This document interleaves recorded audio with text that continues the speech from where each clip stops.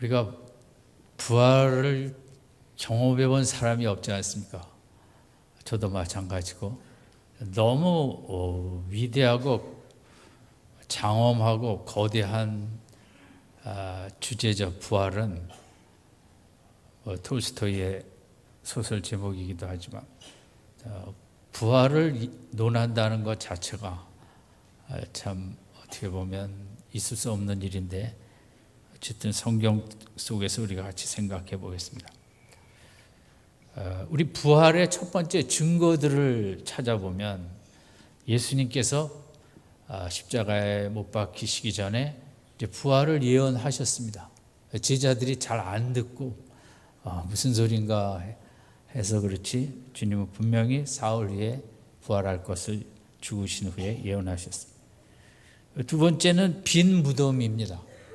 이 빈 무덤에 대해서는 로마 유대 종교 지도자들이 예수님의 시신을 훔쳐갔다. 또 제자들이 무덤을 열고 훔쳐갔다. 여러 가지 이제 이야기들이 있지만 어찌됐든 그 큰 돌을 제자들이 옮기기도 힘들고 또 거기에 옷이 그대로 놓여져 있었기 때문에 부활의 증거로서 빈 무덤은 중요한 역할을 차지합니다. 세 번째는 제자들의 그 혁명적인 변화된 모습입니다.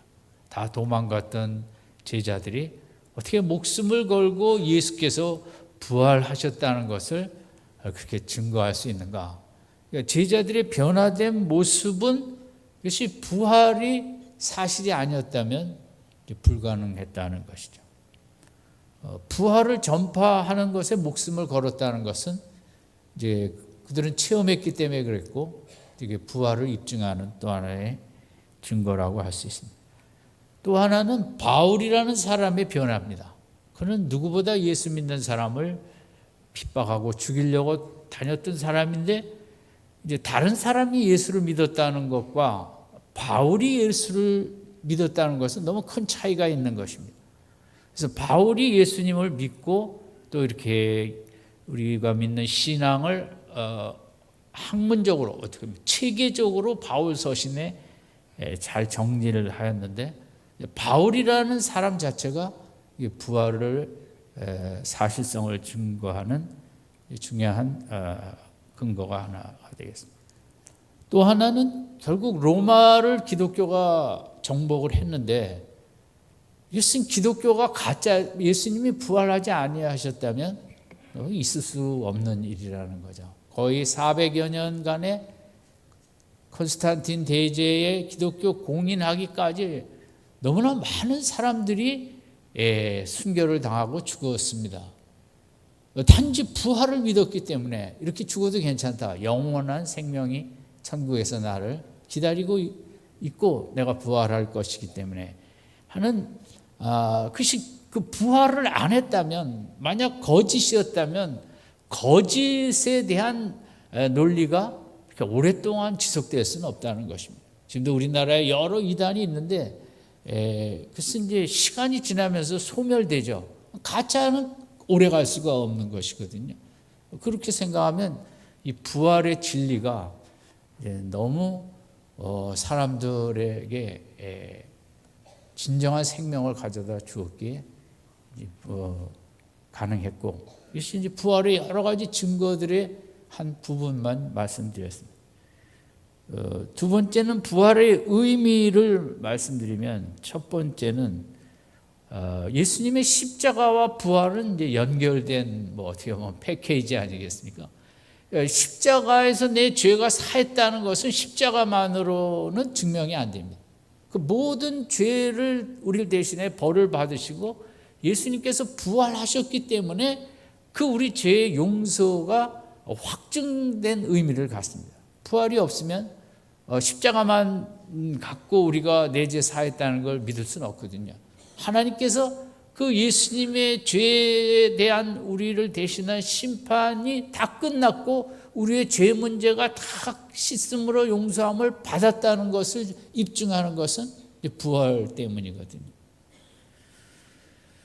또 하나는 이 부활의 의미는 이제 사망을 이겼다는 거죠. 인간이 사람을 많이 죽일 수는 있죠. 1차 세계대전에 대량 학살 무기가 들어오면서 대량 학살이 가해졌습니다. 인류는 두 번 다시 1차 세계대전 같은 전쟁은 없을 것이라고 생각했죠. 그러나 2차 세계대전에 5천만 명이 죽는 대량 학살 무기, 대량 학살, 죽음이 온 세상에 가득한 인간이 절대 이길 수 없는 세력이 죽음의 세력이. 그 죽음의 세력을 멸하였다. 이 부활의 의미거든요. 사망의 권세를 이겼고 죄의 세력을 멸하였다는 죄로 인해 사망이 왔기 때문에 그런 의미를 갖습니다. 그리고 구약에 나타난 수많은 예언이 예수 그리스도를 통해 성취되었다는 것을 부활이 의미합니다. 구약에 많은 이제 앞으로 나타날 영광의 나라, 영광의 메시아, 구약은 오실 그 메시아를 예언한 내용들로 가득한데 그것이 예수님을 통해 이루어졌다, 다 성취되었다. 그 근거는 예수님의 부활 때문에 그것이 다 성취되었고 완전한 새로운 역사 속에 나라가 세워졌다는 것을 이제 부활을 통해 증거가 되겠습니다. 하나님 나라를 완성시키셨죠. 물론 재림을 하셔야 완성이지만 지금도 우리가 은혜가 충만하고 성령이 충만하면 이 하나님 나라의 너무 영광스러움을 누리고 즐길 수 있기 때문에. 또 예수님이 단지 인간이 아니시고 하나님의 아들이었다는 것을 입증할 수 있는 근거는 이제 부활밖에 없습니다. 훌륭한 가르침과 십자가도 인간이 그냥 할 수 있습니다. 부활을 통해 저분은 단지 인간이 아니고 실체는 하나님의 아들이었구나. 또 부활의 의미는 부활을 하셨기 때문에 이 땅에 사는 연약한 저희들에게 성령을 보내시게 된 것입니다. 예수님처럼 살아가게 한 것이죠. 할 수 있게 한 것이죠. 예수님 속에 있던 능력을 우리에게 주셨습니다. 성령을 보내심으로. 그것이 이제 부활하셨기 때문에 이것이 중요한 의미를 갖습니다. 그리고 우리에게 산 소망을 가져다 주었습니다. 이제는 이 땅의 소망뿐만 아니라 이 땅에서도 우리가 열심히 성실히 살면 좋은 인생을 살 거라는 소망도 있지만 이제는 그것과는 비교할 수 없는 영원의 소망, 영원한 천국의 소망, 인간이 어떻게 상상할 수 없고 헤아릴 수 없는 그런 베드로전서에 그것을 산 소망, 리빙 호프, 살아있는 소망. 그 소망은 나를 숨쉬게 하고 나를 약동시키는 소망. 완전히 부활은 실체와 그림자를 구분했습니다. 그리고 진짜와 가짜를 구분하였습니다. 저는 여기가 이제 제일 기쁨이 있는 곳이라고 생각합니다. 순간과 영혼을 구분했고 보이는 세계와 보이지 않는 세계를 완전히 구분하면서 보이는 세계는 덧없는 것. 어떻게 보면 의미가 별로 좀 많지는 않고 조금은 있지만 그러나 부활은 보이지 아니하는 영원한 세계가 있다는 인간으로 하여금 정말 영혼을 바라볼 수 있는 눈을 뜨게 해준 거죠. 다 땅만 바라보고 사는데 부활을 통해서 세상은 보이는 게 다 역사가 아니라 영원한 속에 이 영원한 나라가 있다는 걸 보여주십니다. 인간 수명을 70, 80에서 영원으로 바꿔버렸습니다. 이게 또 획기적인 우리 인간에게 새로운 이제 그 영원한 관점을 주신 것입니다. 지금 우리가 100세 시대로 가기 때문에 인생을 많이 정리하잖아요. 옛날 같으면 생각 안 했을 100세를 바라보며 어떻게 준비를 해야 될 것인가.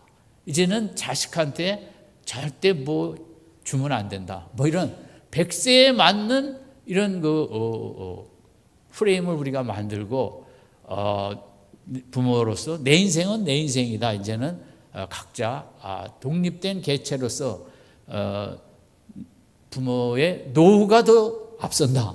이제 그런 그 100세 인생을 우리의 많은 이제 그 시각을 바꾸는데 마찬가지로 영혼은 이 땅은 정말 아무것도 아니다. 7, 80, 100세 살아봐도 영원히 있다는 인생의 그런 영원성 앞에 이 땅이 얼마나 어떻게 보면 초라하고 돈 좀 있고 뭐 건강하고 뭐 공부 많이 했고 그게 별로 의미 없는, 제가 최근에 읽은 책 중에 그 가짜 자존감이라는 책이 있었습니다. 그 글을 쓴 분은 이제 한국에 특히 세상 다 그렇겠지만 너무나 많은 분들이 진짜 그 가치 아닌 것, 잠시 있다 없어지는 찰나적인 가치가 있는 것을 가져야만 자기가 괜찮은 인생이라고 생각하고 별 쓸데없는 거를 집착하고 그게 없으면 나를 열등감으로 채우고 그게 조금 있으면 우월감으로 채우는, 지금 한국 사회는 이 가짜 자존감의 피해자들로 가득하다는 거죠. 어떤 사람은 그 가짜를 많이 못 가졌다고 아파하고 뭐 보이는 게 뭐가 다라고, 그 어떤 사람은 또 가짜를 많이 가졌다고 막 자기가 최고인 양 생각하고, 가짜가 지배하는 돈, 물질, 뭐 외형적인 것들로 자기를 평가하는 이것은 이제 가짜 자존감이라는 거죠.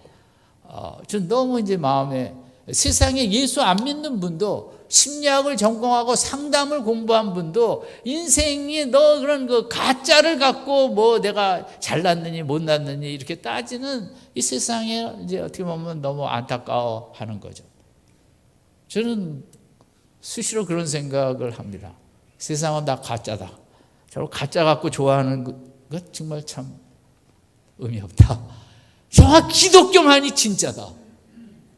제가 진짜를 알고 산다는 게 너무 감사하고, 가짜를 우습게 여길 수 있고 가짜를 뭐 전혀 마음 빼앗기지 않는 그 살 수 있다는 게 이 기독교 안에 누리는 축복이거든요. 가짜와 진짜를 구분하게 된 게 이 부활절의 의미인 것입니다. 최고의 의미죠.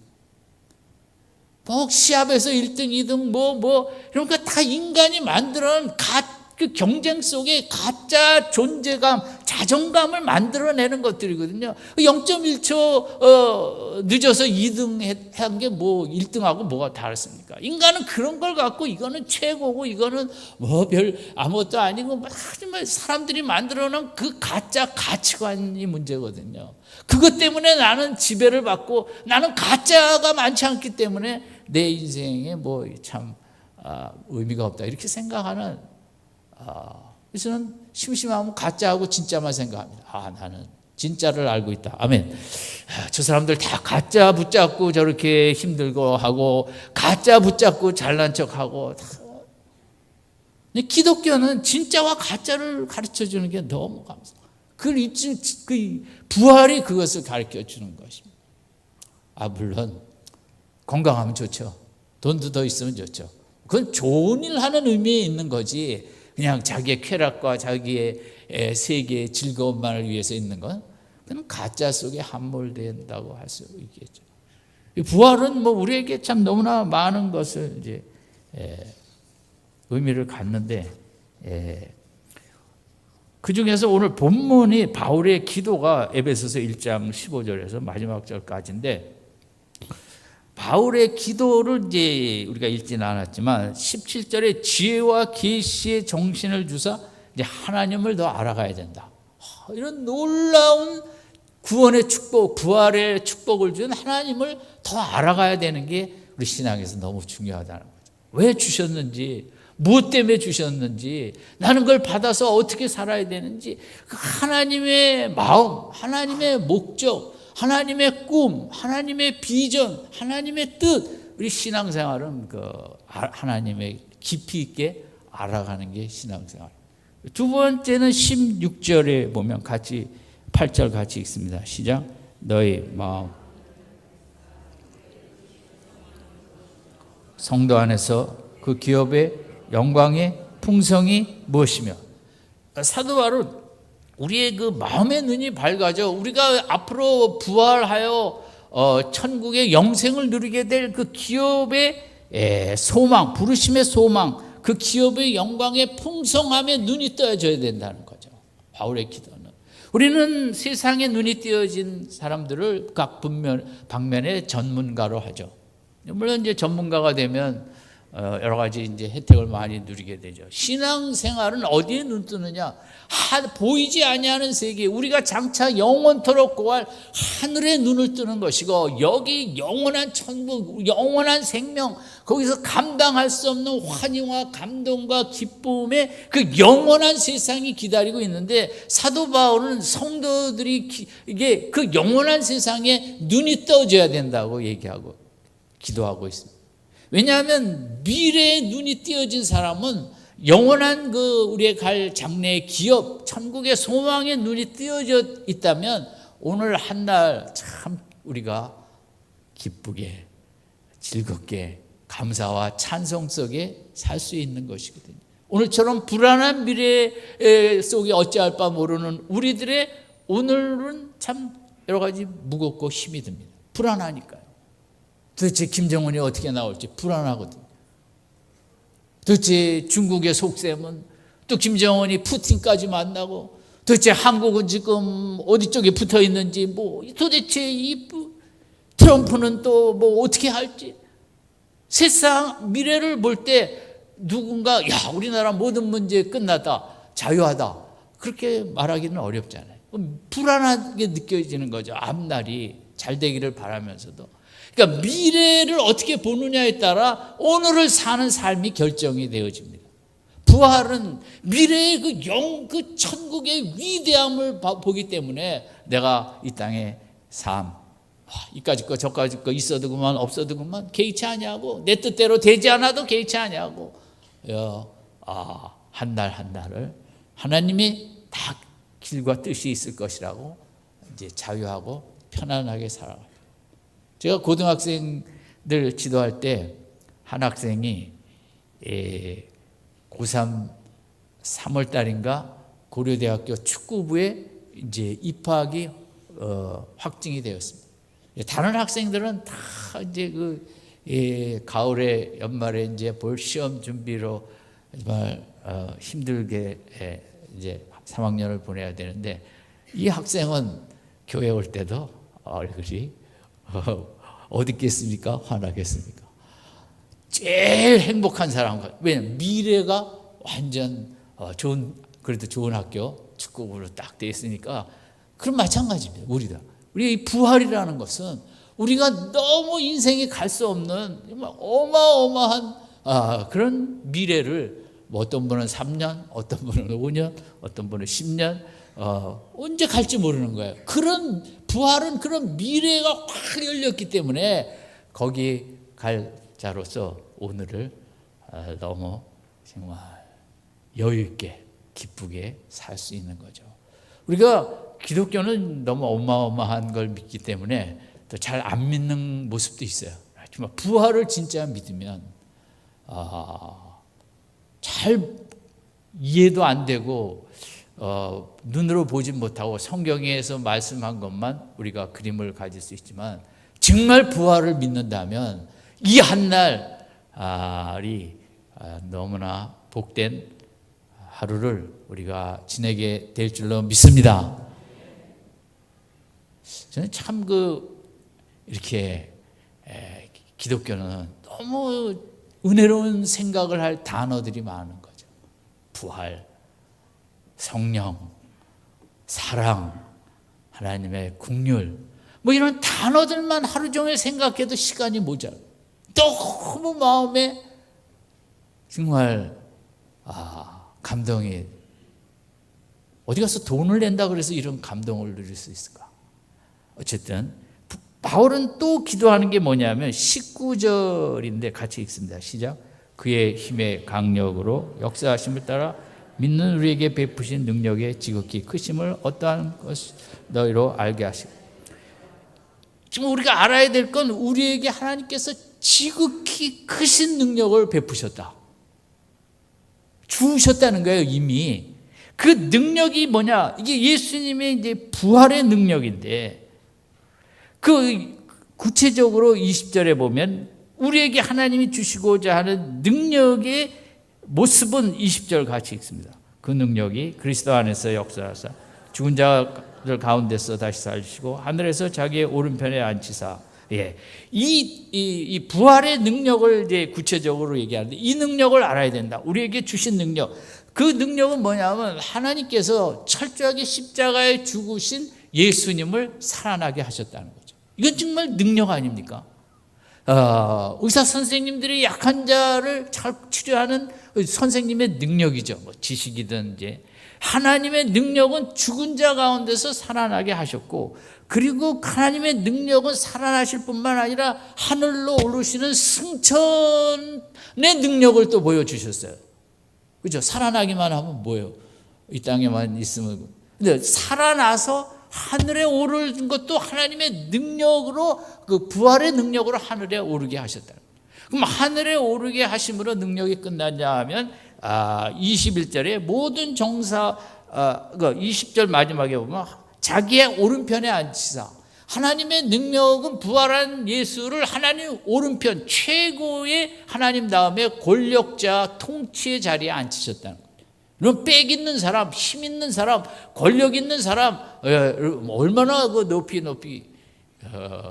제가 직장 생활할 때 정주영 씨 친척들은 6개월에 한 번씩 진급을 합니다. 대리, 과장. 아이고 참, 제가 그래서 정말 친척을 잘 만났어요. 좀 능력이 있으니까 하나님께서 죽은 자를 살리신 다음에 승천의 자리로 올리시고, 승천해서 하나님 보좌 우편에 앉히시고, 21절에 보면 모든 정사와 권세와 능력과 주관하는 자와 이 세상뿐 아니라 오는 세상에 걷는 모든 이름에 뛰어나게 하시고, 모든 세상에 보이는 그 세력이든 보이지 않는 악한 영의 세력이든 다 그 위로 올리셨다는 거죠. 하나님의 능력으로. 이 부활의 능력 속에 이게 다 한 패키지로 보면 되죠. 그 22절 만물을 그 발 아래 복종케 하시고 그 만물 아래 위에 교회의 머리로 주셨느니라. 모든 걸 다 다스리는 능력의 자리에 예수님을 앉히셨다. 이게 이제 부활의 능력에 다 포함된 거고, 2장 5절에 보면 이렇게 돼 있잖아요. 에베소서 허물로 죽은 우리를 그리스도와 함께 어떻게 해요? 살리셨고, 그 다음에 6절에 보면 또 함께 일으키사. 우리는 예수님을 믿었기 때문에 이제 예수님과 연합한 존재가 된 거죠. 예수님의 것들이 나의 것이에요. 예수님의 능력이 나의 능력이에요. 예수님 속에 역사하셨던 죽은 자에서 살아나시고 승천하시고 우편에 가시고 모든 걸 통치하실 수 있는 그 영광의 자리에 간 것, 그 우리가 다 거기에 동참하는 거죠. 함께 일으키사 그리스도 예수 안에서 6절 마지막에 어디에 앉히시니? 함께 하늘에 앉히시니. 예수 믿는 자는 어마어마한 인생인 거거든요. 예수님 속에 나타났던 하나님이 보여주셨던 능력을 우리도 다 그 능력을 누리게 되는 것이, 이것이 기독교의 핵심이죠. 왜냐하면 이렇게 어마어마한 능력을 주시는가? 인생이 너무 약하기 때문인 것입니다. 대적이 너무 많기 때문인 것입니다. 정말 죄를 이길 수 없고, 인간이 뭐 공부를 많이 해서 똑똑한 한 문제 그런 건 수는 있지만, 인간이 자기 감정을 이기지 못하고 생각을 이기지 못하고 의지를 이기지 못하고 행동을 이기지 못하고, 인간이 너무 약한 거죠. 유혹을 이기지 못하고 권력을 이기지 못하고 욕정을 이기지 못하고, 이러면 참 인간은 너무 힘이 없어요. 뭐 본인은 힘이 있다고 할 수 없지만, 특별히 인간은 육체의 힘도 없기 때문에 한순간에 장애도 있고 한순간에 죽기도 하지만 마음의 힘이 없어요. 인간은 그 유혹을, 여러 가지 생각과 감정을 이길 힘이 없어요. 그래서 요즘 제일 이제 강조되는 게 마음의 힘이거든요. 도대체 그럼 뭐 어떻게 뭐 공부를 많이 한다고 마음의 힘이 생기고 마음의 능력이 있는 건 아니거든요. 영혼의 힘이 없어요. 인간은 진리를 따라갈 만한. 그러나 사탄과 세상은 너무 이렇게 우리를 유혹하고 쓰러뜨리고 부활의 큰 능력이 우리 속에 임해야만 우리가 세상을 이길 수 있고 죄를 이길 수 있고 감정과 욕정과 욕심과 권력욕과 뭐 이런저런 모든 걸 이길 수 있는 건 내 속에 힘이 있어야 되는데 세상 그 무엇으로도 그 힘을 얻을 곳이 없다는 거죠. 문학을 해도 소설을 써도 시를 써도 영화를 해도 예술을 해도 음악을 해도 스포츠를 해도 PhD를 100개 받아도 여러분 그 자기를 그런 인간의 여러 가지 유혹을 이길 수 있는 그 힘을 공급하는 것은 없다는 거죠. 그래서 하나님께서 이것을 이길 수 있는 힘은 부활의 능력. 지금 19절에 있는 대로 힘의 강력으로 역사하심을 따라 믿는 우리에게 베푸신 능력의 지극히 크심. 여기 능력이라는 단어가 헬라어로 4개가 써졌어요. 그러니까 모든 능력의 집합체가 세상에서 제일 크고 큰 능력이 부활의 능력이라는 거죠. 죽은 자를 살리는, 마음을 살리고 우리의 죽은 영혼을 살리고 우리의 그런 죽은 감정을 살리고 다 살리는 인간이 너무 약하기 때문에 하나님께서 보실 때 인간은 약하지만 위대한 존재예요. 세상은 악하고 너무 우리를 힘들게 해요. 그래서 이길 수 있는 길은 힘이다. 파워인데 그 파워는 나를 예수 그리스도 십자가를 구세주로 믿는 자에게 부활의 능력을 주심으로 그래서 이기게 하는 거죠. 요즘은 이제 그 배터리가 필수품인 시대입니다. 우리가 스마트폰 배터리가 너무 빨리 하니까 도대체 언제 누가 이거 만들어 갖고 한번 충전하면 한 달 정도 쓸 걸 만들까? 인류의 과제죠. 귀찮죠. 시간마다 보고 또 충전해야 되고 그 숫자 얼마인지 봐야 되고 지금은 뭐 전기 자동차, 수소 자동차 뭐 배터리가 뭐 너무 지금 또 우리나라도 뭐 그 산업에 상당히 앞서가는 모양이에요. LG 화학이나 뭐 SK도 그런지 하여간 이 배터리가 막 수요가 막 급증하고 인류가 이제 배터리를 좋은 걸 만들어서 모든 부품에 다 들어가니까 이것은 이제 너무 중요하죠. 그러나 배터리는 뭐 리차저블을 하든 말든 어쨌든 그 방전되게 돼 있어요. 우리 인생이 꼭 배터리 같아요. 방전이 하루 종일 쓰다 보면 소진되고 탈진되는 게 우리 인생이에요. 배터리랑 똑같아요. 배터리는 밤에 충전하는데 우리 인생, 마음과 몸과 영혼과 감정이 탈진한 우리 인생도 밤에 충전을 해야 되는데 이렇게 주님을 생각하고 진리 안에서 그냥 뭐 술로 충전하고 또 뭐 게임으로 충전하고 근데 그것은 순간적인 찰나의 충전이지 힘이 되지는 않거든요.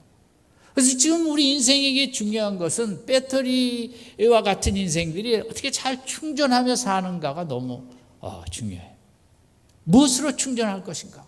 드라마로 충전을 하는 분도 있고 먹는 거로 충전하시는 분도 있고 좋은 아름다운 예술 작품 뭐 이런저런 거로 충전을 하는데 어쨌든 지금은 우리는 배터리 인생으로 충전을 정말 잘해야만이 살아갈 수 있다. 그걸 공급을 받아야 돼. 거기서 중요한 것은 어떤 무엇으로부터 충전을 받는가죠. 정말 내가 지금 충전받고 어떤 분은 자전거로 어떤 분은 낚시로 손맛에 저도 좀 그런 거 어떻게 보면 정말 재밌긴 하겠다. 근데 뭐 언제 그거 잡으러 뭐 바닷가까지 가갖고 거기 서서 3시간 기다리고 그런 거 하려면 그냥 집에 앉아 있는 게 낫겠다 싶은데 그런 거로 충전하는 거거든요. 뭐로 충전할 것인가? 뭐 바닷가 갈 필요도 없고 야구장에 갈 필요도 없고 극장에 갈 필요도 없고 딱 누워갖고 주님의 부활을 생각하면 부활의 능력이 내 속에 가득 충전되어지는 줄로 믿습니다. 돈 안 들고 손 씻고 가장 효율적인 가성비가 좋은 것으로 충전을 해야죠. 작년에 그 교회 오빠라는 프로그램이 TV에서 방영이 됐어요. 그래서 상당히 이제 많은 사람들이 참 가슴 아파했죠. 여러분 교회 오빠니까 딱 생각나는 건 뭐예요? 교회 오빠랑 누구랑 연애했다는 거겠죠, 그죠? 이 여성이 그 교회 오빠 공부 잘하는 오빠한테 가르 공부도 받았어요. 그래갖고 이제 대학교도 가고 그래갖고 이제 결국 결혼을 했어요. 이 오빠는 그 교회에서 공부도 제일 잘하고 좋은 학교 다니고 아주 이제 자기 말엔 뭐 교회 다니는 여학생들이 다 나 좋아했다. 남자들은 다 그런 착각 속에 살지만 어쨌든 이제 했는데 한 3, 4년 후에 아기를 낳고 애가 이제 한돌이 됐나 할 때 이 37의 교회 오빠가 대장암 4기로 판정이 됐어요. 그래가지고 얼마나 그래서 교회 다녔으면 술도 많이 안 드셨을 것 같은데 어쨌든 이제 우리나라 너무 먹는 거 짜게 먹고 저는 정말 우리 교회 고춧가루 너무 많이 넣는 것 같아요. 그리고 부에 가서 얘기 좀 하세요. 그 교인들 위를 너무 생각을 안 하시고 됐으면 우리가 싱겁게 먹어야죠. 근데 그 교회 오빠도 아마 교회에서 너무 짠 걸 먹여갖고 이렇게 그래갖고 정말 얼마나 충격을 받았어요. 이 교회 오빠의 어머니가 자살을 했어요. 그 귀한 아들이 대장암 4기라는 걸 받아들일 수가 없어요.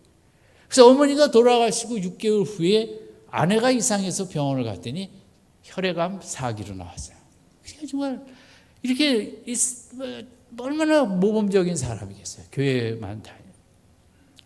그러니까 이제 그걸 이제 추적을 해서 쭉 찍은 거예요. 그러면 이분들이 어떻게 정말 살아가고 있는가? 너무 안타깝잖아요. 남자가 37이고 아기가 이제 2-3살 되고 이제 그 TV에서 제가 가끔 보면 이 젊은 30대 엄마들이 암에 걸려 4기 말기에서 나의 단 하나의 소원은 우리 애가 초등학교 들어가는 거라도 내가 봐야 될 텐데 중학교 들어가는 거라도 봐야 될 텐데 대학교 들어가는 걸 봐야 될 텐데 시집 갈 때 내 딸이 시집 갈 때 꼭 엄마가 있어야 하는데 그런 얘기를 들으면 저는 남자로서도 참 너무 가슴이 아파요. 근데 이 엄마도 그런지 정말 누가 먼저 갈지 모르는 상황이 되지 않았어요. 아이는 어리고. 근데 이제 이 교회 오빠가 참 그 교회에서 잘 자란 모양이에요. 자기가 이제 그러면 내 인생이 마이너스냐, 플러스 마이너스를 내 인생이 적자냐, 이익은 없고 이렇게 대장암 4기 아니라는 거죠. 하나님에게 받은 은혜가 있고 내 인생은 절대 마이너스가 아니고 내 인생은 절대 손해도 아니고 돌이켜보면 짧은 인생이지만 참 어떻게 그런 정말 그 믿음이 너무 멋있는 거죠. 그러면서 자기가 지금 원하는 것은 물론 회복하면 좋지만 이 상황 속에서 도대체 하나님은 내가 어떤 생각을 하며 어떤 삶을 살기를 원하시는가? 난 그게 더 중요하다. 사기로서 대장암 사기로서 하나님이 원하시는 것은 치유는 하나님이 결정하실 것이고 그런 모습으로 내가 하루를 어떻게 사는가 하나님이 보시는 포인트는 거기라는 거죠. 정말 너무 좋은 훌륭한 교회 오빠예요. 그 자리에 그러니까 그 오빠가 이렇게 서 있으니까 또 아내도 그 상태에서 같이 힘을 내서 갈 수 있는 거지. 뭐 오빠가 흔들리면 뭐 가정이 어떻게 되겠습니까? 저는 우리 교회도 이런 교회 오빠가 많이 나오기를 바라고 있고 정말 우리의 내일을 누가 알겠고 저는 목사지만 저는 제일 모를 게 하나님을 잘 모르겠어요. 하나님의 뜻은 도대체 저는 그걸 신학 공부한다고 알 수 있는 것도 아니고 이런 걸 알 수 있어요? 알 수가 없어요. 하나님 이상하신 분이 어떻게 그럴 수가 있으세요? 그러니까 문제는 그런 상황에서 이제 우리가 귀한 믿음으로 이겨낼 수 있고 우리 속에 부활의 능력이 역사하고 정말 그 능력이 생각을 붙잡아주고 감정을 붙잡아주고 그런 속에 한탄하지 않고 그 속에서 오히려 내 인생 플러스라고 고백하고 간증도 하게 하고 가능하겠습니까? 그게 맨정신으로? KBS에서 그 프로그램을 찍을 때 이게 또 KBS가 뭐 기독교 별로 안 좋아하잖아요. 그러니까 뭐 그 상당히 뭐 망설였나 봐요. KBS 그 돈 5천 원 내는 거 아까운데 그거 보지도 않으니까 요즘은 더 그래도 이제 그런 거 만들었기 때문에 내가 그냥 5천 원 냈다 싶은데. 그리고 부활의 능력. 그 상황 속에서도 혹시라도 삶이 끝나면 영원한 천국이 있기에 벌써도 마음의 담대함과 여유를 가질 수 있는 거. 그럼 어떻게 공부해서 가능합니까? 돈으로 가능합니까? 그러면서 그 순간에도 지금 하나님이 원하시는 삶을 살고 싶다는 그 귀한 믿음. 하나님 참 대단하십니다. 부활의 능력이. 부활의 능력이 성령의 능력이고 뭐 다 같이 해석할 수 있겠습니다. 그 마음에 힘이 없다면, 능력이 없다면 어떻게 그런 생각을 할 수 있고 거기서 그렇게 다 하나님 앞에 내어 맡기고 사랑하는 아내와 같이 걸어갈 수가 있겠습니까? 자식만 보면 목이 메어 어떻게 밥이 들어갈 수 있겠습니까? 우리 속에 이런 연약한 인생, 질병과 무수한 고통과 유혹과 뭐 이런 속에 이길 수 있는 길은 그 어디에도 있지 않냐고, 예수님 속에 있었던 능력, 그 부활의 능력이 우리 속에 임할 때 그분들처럼 우리도 능히 세상을 이겨나갈 수 있는 줄로 믿습니다.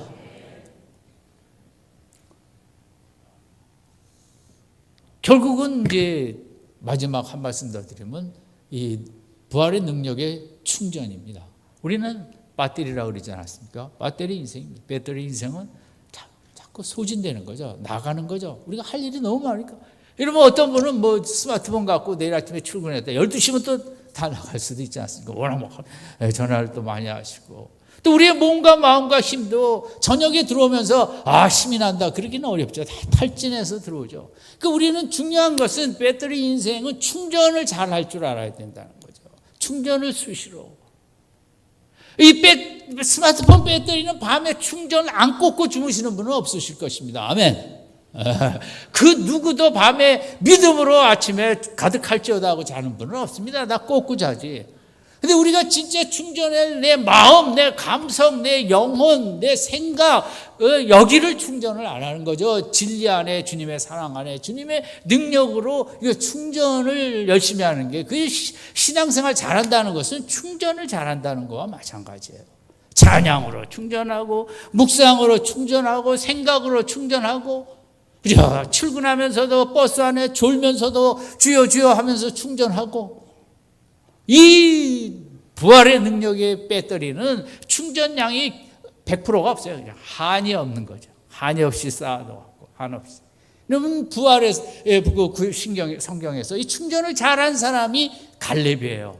늘 충전을 잘하니까 85이 됐는데도 젊은이들하고 뭐 지지 않는다는 거예요. 그 사람이 똑똑해서 그럴까요? 충전을 잘한 거죠. 날마다. 충전을 잘해갖고 여기 계신 분들은 85이 뭡니까? 100세에 가서도 강건한 몸과 영혼이 강건한 축복이 있길 바랍니다. 충전 안 한 스타일이 삼손이죠. 내가 잘났거든요.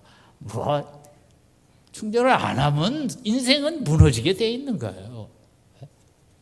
그 두 분을 기억하시고, 여러분 어떻게 삼손의 길을 가기를 원하십니까? 갈렙의 길을 가기를 원하십니까? 어느 쪽입니까? 대답 안 하는 사람은 삼손인 줄로 믿습니다. 충전을 잘해야 돼. 부활의 능력이 그렇게 클지라도 내가 충전을 잘 안 하면 그 마음은 나하고 상관이 없는 거예요. 여러분 오늘부터 2018년 부활절을 맞이해 내 신앙생활의 핵심은 뭐예요? 충전이다. 찬양하며 생각하며 기뻐하며 충전을 하세요. 충전을 하면 악한 세력이 들어와도 들어올 수가 없는 거죠. 너무 빵빵하니까. 충전이 안 돼 있으니까 우리 거기 넘어지는 거거든요. 아무쪼록 부활의 기쁨을 주신 하나님께 감사하고, 이 부활의 능력 외에는 내가 이겨낼 길이 없다. 인생을 능력을 늘 충만히 유지하기 위해서 열심히 충전하는 믿음 생활을 해야겠다 다짐하는 복된 부활의 아침이 되시기를 주님의 이름으로 축원드립니다. 기도하겠습니다.